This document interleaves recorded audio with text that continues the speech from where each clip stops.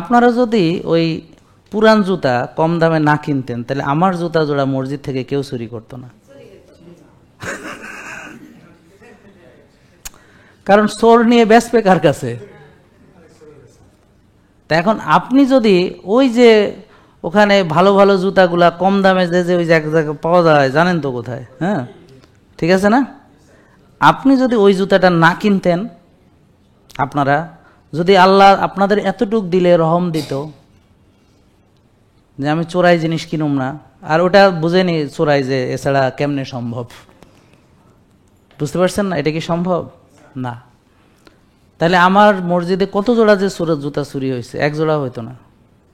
তা আসলে চোরের দোষ দিয়ে তো লাভ নেই, চোর তো সুযোগ পেলে চুরি করবে, কিন্তু আপনারা যে বড় চোর, আমার কথা বুঝেন, মানে আমরা যে বড় চোর আরো, কারণ ইসলামে চোরাই জিনিস কেনা যায় না। আমি শিওর যে ওর মাথায় যদি গোবরও থাকে অবশ্যই এই জুতাটা যে চুরির জুতা সে বুঝবে। জেকে লাইফস্টাইল, ওষুধ মুক্ত সুস্থ জীবন।